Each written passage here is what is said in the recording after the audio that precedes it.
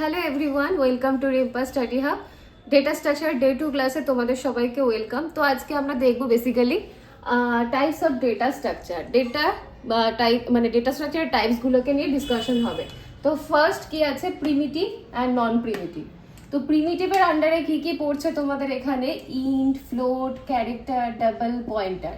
তো int, float, car আর double pointer এগুলো কি, এগুলো বেসিক্যালি তোমরা জানোই, কারণ সবাই সি মোটামুটি পড়েইছো। আর যদি না পড়ে থাকো আমার সি এর ক্লাসে গিয়ে তোমরা দেখে নেবে, কারণ এত কিছু এক্সপ্লেন করলে হচ্ছে ভিডিওটা অনেক লেন্দি হয়ে যাবে। তো এটা স্কিপ করলাম, কারণ এগুলো আমি সব ওপরই বলবো, অত ডিটেলসে এখন বলবো না, কারণ টাইপস অফ ডেটা স্ট্রাকচার জানাটা বেশি ইম্পর্টেন্ট।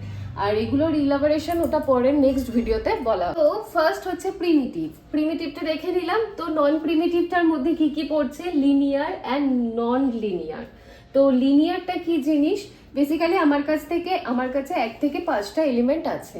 তো সেক্ষেত্রে 1 থেকে 5টা এলিমেন্ট আমি 1, 2, 3 and 4 and 5 যে এই সিকোয়েন্সে আমি এটাকে লিখতে পারি, অথবা এটাকে আমরা 5, 4, 3, 2 and 1 এই সিকোয়েন্সে লিখতে পারি লিনিয়ারলি। এটার মধ্যে কোনো র্যান্ডমনেস থাকবে না, মানে নন লিনিয়ারের ক্ষেত্রে কি হবে, র্যান্ডমনেস থাকবে, যেরকম থাকতে পারে মানে 1, 2, 4, 1, তারপরে ধরো 2 হলো, 3 হলো, এরকম। কিন্তু লিনিয়ারের ক্ষেত্রে সিকোয়েন্সে থাকবে।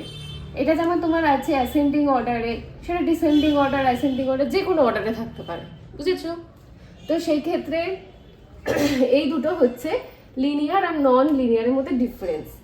তো নেক্সটটা কি হচ্ছে, লিনিয়ারের মধ্যে পড়ছে স্ট্যাটিক্স অ্যান্ড ডাইনামিক।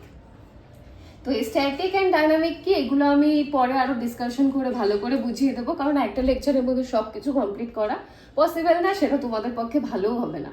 তো সেক্ষেত্রে স্ট্যাটিকের মধ্যে পড়ছে অ্যারে। অ্যারেটা কি হচ্ছে, অ্যারে হচ্ছে basically same type of elements দিয়ে হচ্ছে একটা অ্যারে তৈরি হয়। যেমন যদি তুমি ধরো ইন্ট ভ্যালু, মানে এখানে ইন্ট দিলে, ফ্লোট দিলে, তো ইন্ট ভ্যালু দিলে ইন্টেরই ভ্যালুগুলোকে দিতে হবে, আর ফ্লোট ইউজ করলে ফ্লোটেরই ভ্যালুগুলোকে দিতে হবে, মানে সেম টাইপ অফ ভ্যালু দিয়ে হচ্ছে অ্যারেটা হয়। আর তো সেক্ষেত্রে ডাইনামিকের ক্ষেত্রে হচ্ছে লিঙ্ক লিস্ট, ট্যাগ, কিউ, এগুলো অনেকটা ডিসকাস করে বলতে হবে, তো সেক্ষেত্রে নেক্সট ভিডিওতে বলা হবে। তো লিনিয়ার নন লিনিয়ারের ক্ষেত্রে আছে হচ্ছে ট্রি অ্যান্ড গ্রাফ। এগুলো একটু টাফ, তো এগুলো পরে নেক্সট ভিডিওতে হচ্ছে এগুলো নিয়ে আলোচনা হবে। তো সেক্ষেত্রে এছাড়াও আছে কি, operation performance in data structure. Operation performance in data স্ট্রাকচারের মধ্যে কি হয়, searching, sorting, insertion, deletion, updation and traversing. Searching মানে কি, লাইক আমার কাছে 1 থেকে 2, 3, 4, 5টা এলিমেন্ট আছে। তো সেক্ষেত্রে আমি 3 নম্বর এলিমেন্টটাকে সার্চ করতে চাই। তো সেক্ষেত্রে আমি কোন অপারেশনটা পারফর্ম করব, এই সার্চিং অপারেশনটা, দেন হচ্ছে সর্টিং।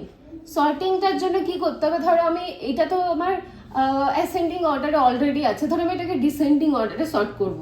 তো সেক্ষেত্রে কি করব, 4, 5, 3, 2 and 1, এটা কি হয়ে গেল আমার ডিসেন্ডিং অর্ডার। তো সর্ট করে নিতে পারবো।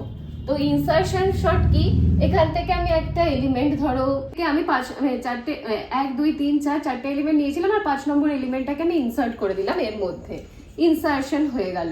তো এখান থেকে আমি একটা যে কোনো এলিমেন্ট আবার ডিলিটও করতে পারি, মানে ডিলিশন দিয়ে, অপারেশন দিয়ে। তো এই 3 নম্বর এলিমেন্টটাকে আমি মানে ডিলিট করে দিলাম। এবার এখানে আপডেশন কি, এর মধ্যে আমি 3 নম্বর এলিমেন্টটাকে ডিলিট করে এখানে 7 নম্বর এলিমেন্টটাকে আপডেট করে দিলাম, এটাও করতে পারবো।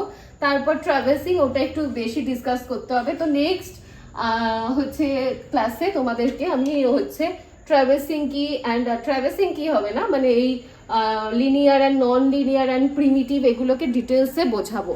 তো এখনের জন্য ভিডিওটা এই পর্যন্তই। আশা করি তোমাদের সবার খুব ভালো লেগেছে। ভালো লাগলে অবশ্যই চ্যানেলটাকে লাইক অ্যান্ড সাবস্ক্রাইব করতে ভুলবে না। এখনের জন্য বাই বাই।